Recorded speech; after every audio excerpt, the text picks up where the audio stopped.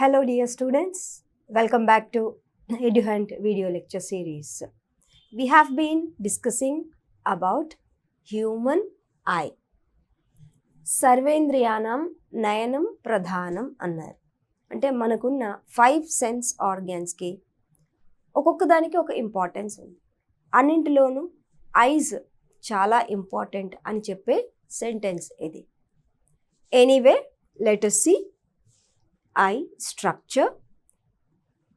In the previous session, we have discussed up to the layers that surround the eye. There are 3 layers that surround the eye. Those are scleroid, choroid, and retina. These are the 3 layers which surround the eye. Scleroid is the outermost and 1/6 part of it is transparent and it is made up of white fibrous tissue, connective tissue. And the remaining part, that is 5/6 part of the eyeball, is major part and it is white in color. And there are 6 extra muscles which are ocular, 6 extra ocular muscles in the scleroid region. And the next layer is the choroid. It is pigmented region and then it has pupil and circular muscles, radial muscles, they are present in the cornea region itself. And there are ciliary bodies which secrete aqueous humor which provides nourishment to the eye and also it keeps the eye healthier. And now come to lens. Lens, we know that lens is the structure which plays a key role in vision. It is, human's eye is biconvex, that is like this. Biconvex, circular, that is multicellular, it is living in nature, that is formed of living cells. Living is nothing but living cells. So it is a biconvex structure, circular in shape and multicellular living structure, lens. And it is non-vascularized. Lens, there is no blood supply to the lens. And then the origin, coming to the origin, it is ectodermal in origin. In the human embryo, embryonic membranes are 3, ecto, meso and endoderm. And each membrane will give rise to some of the organs.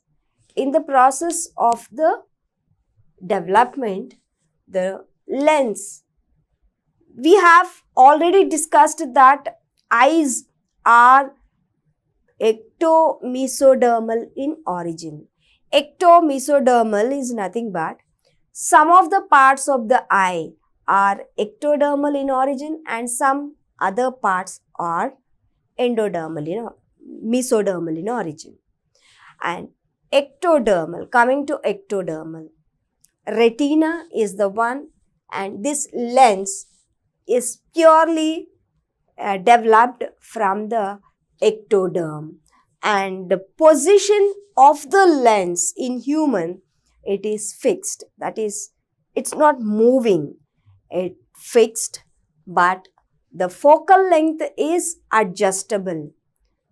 Focal length is adjustable, and this adjustment of focal length by thinning or thickening of the lens is called accommodation power. Accommodation power is nothing but adjustment of the focal length, lens focal length by thinning or thickening of the lens. That is done by providing artificial glasses or lens to rectify the vision disorders.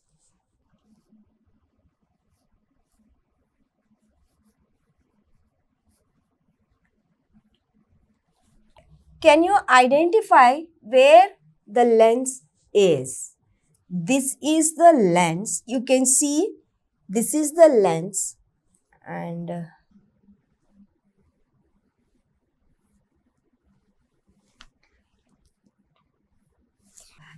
this part is lens, biconvex and circular.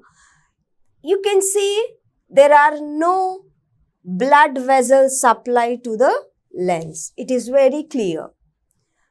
So, no vasculature is observed in the lens.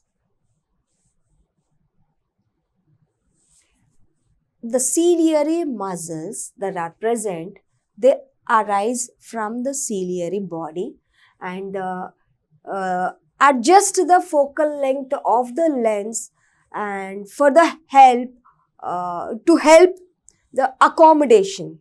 Just now we have said that accommodation power is the rectification or the adjustment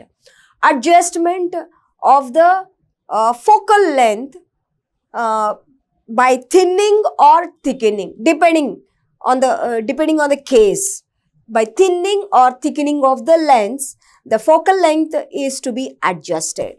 This adjustment is called accommodation power, and to help or to aid in accommodation, the ciliary body that arise from the ciliary muscles, they help in the accommodation.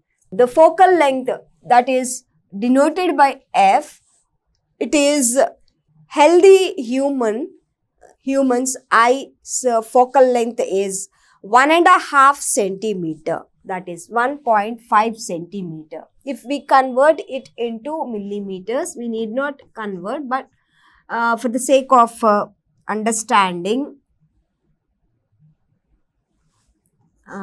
millimeter, that is 1.5 centimeters is the focal length of human eye, and refractive power is 66.7 diopters.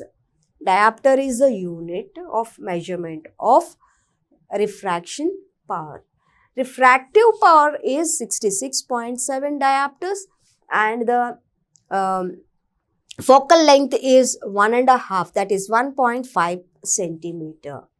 And the suspensory ligaments, that is for the suspension, like to accommodate the lens in proper position, to place the lens in proper position, it should be suspended in the entire eyeball. The suspensory ligaments called the zonules of Zinn, they keep the lens at the center in a suspended way. So these are the ligaments. They keep the lens in suspended position at the center of the eye. These are the zonules of Zinn. zonules of Zinn are the suspensory ligaments which keep the lens in a proper position, that is at the center of the eye. Coming to the next part of the eye that is very, very important is retina. Retina is the photoreceptor which receives the light signal, and even the image that also falls on the retina is inverted in shape, and our brain converts the inverted image into a proper upright image. So, retina is an important structure of the eye. It is a sensory coating of the eye. As we have mentioned, there are 3 coats around the eye: scleroid, choroid, and the third is the retina. It is the sensory coat of the eye, and human's eye retina is inverted. That is, sensory cells are present opposite to the entry of the light. For example, if this is the source of the light, it is emitting the light, and if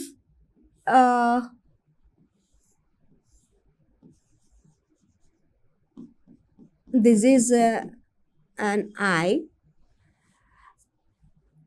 this light falls on eye.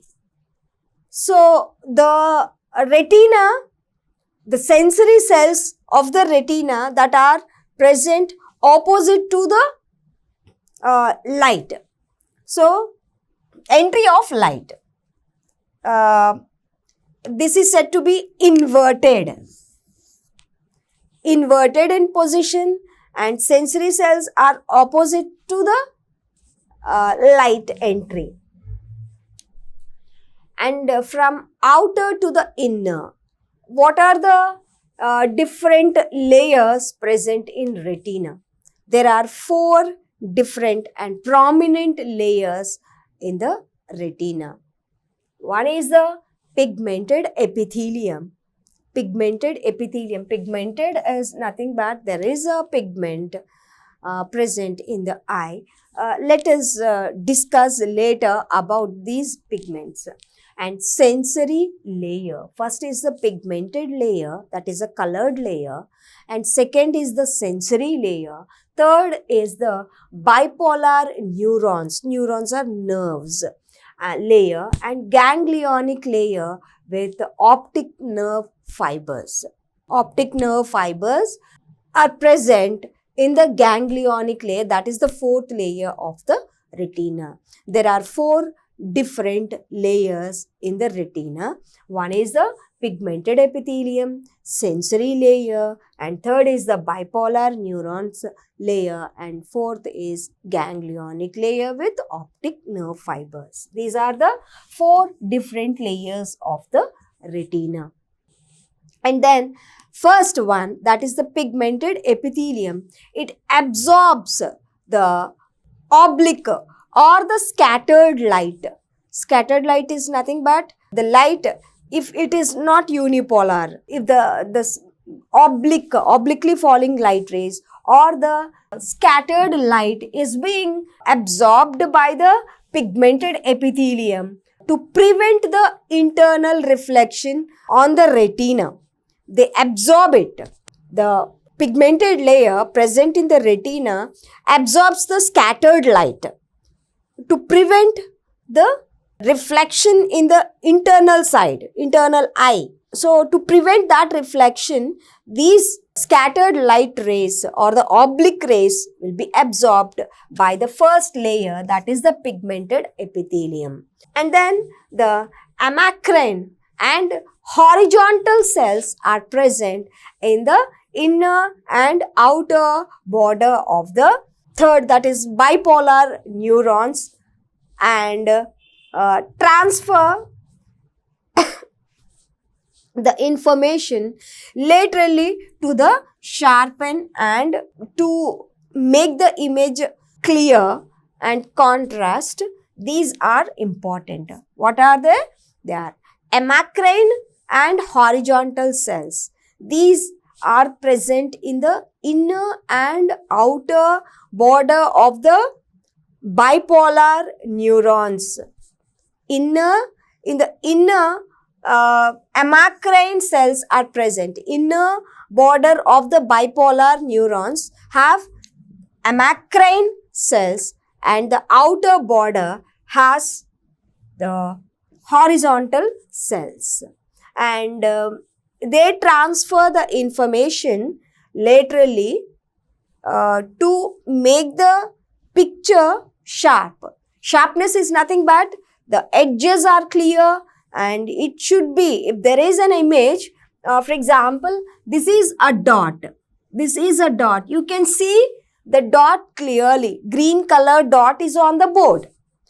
So you can visualize, or you can see the dot clearly from the surrounding black background.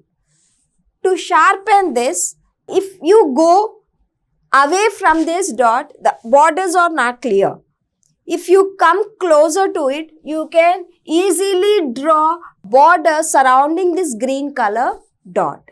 So that is to show the thing separately from the surroundings, to show it as a separate entity.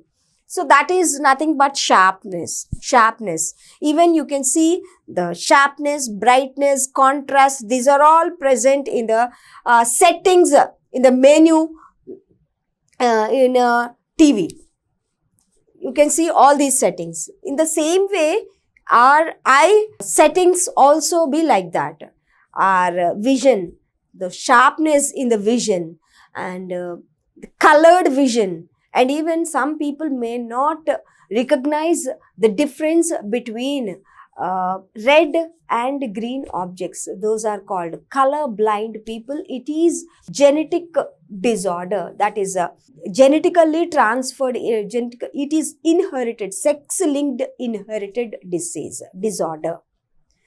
So that is discussed in the next session, that will be discussed.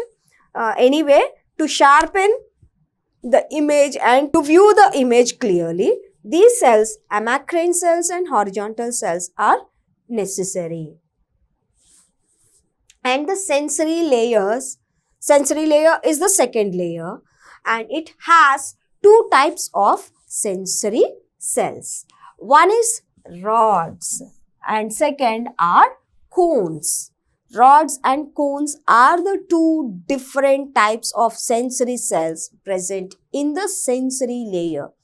In the pigmented layer is there the pigmented epithelium that prevents the scattered light to fall on the retina. And the second one is the sensory layer. It has two types of cells, rods and cones. Rods are more in number, 20 times more than the cones. Approximately a human eye consists of 120 million rods in it. The yellow spot at the visual axis of the retina is called macula lutea. The yellow color spot in the, let us see whether it is shown in the picture.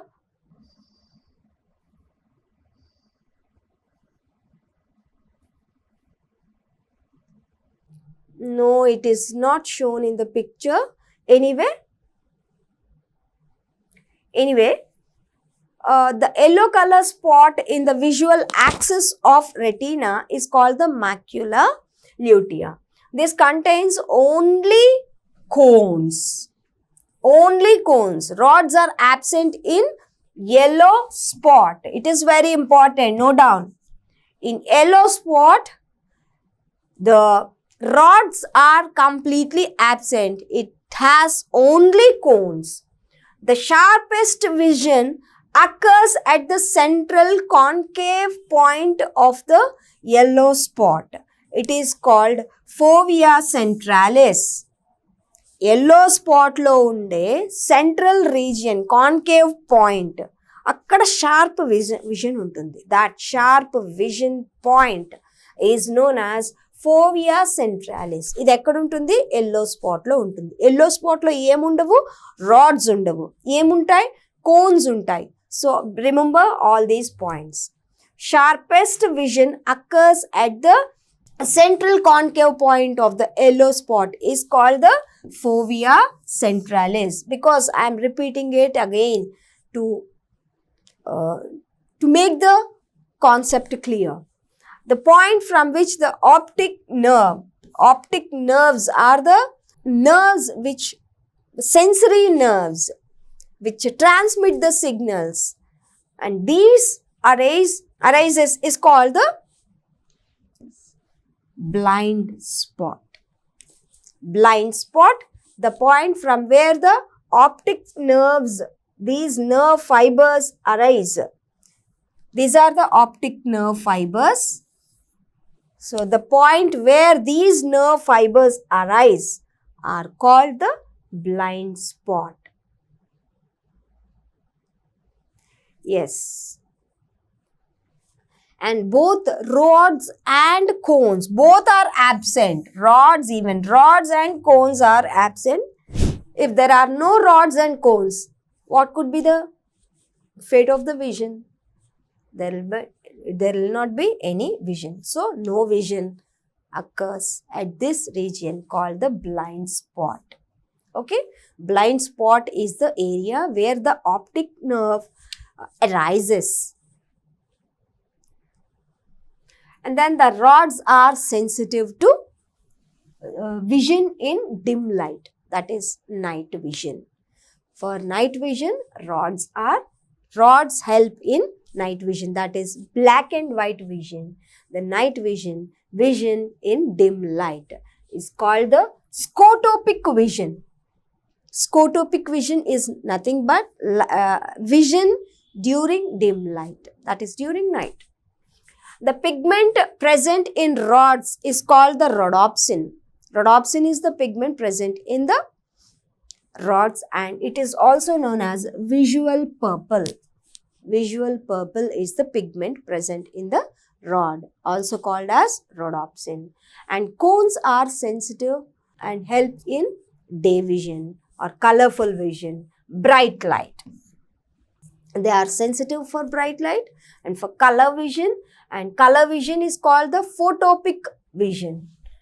మనం night vision ఏమన్నాము? Dim లైట్లో విజన్ని scotopic vision అన్నాం. అలాగా bright light విజన్ని photopic vision అని అంటాం. The pigment present in the cone is called the photopsin. అక్కడ రొడాప్సిన్ ఎలాగో ఇక్కడ ఫోటాప్సిన్, దీన్ని విజువల్ వైలెట్ అంటాం. According to trichromatic theory of vision, the cones are of 3 types in humans. In the next session, we are going to discuss about these 3 different types of cones. Goodbye.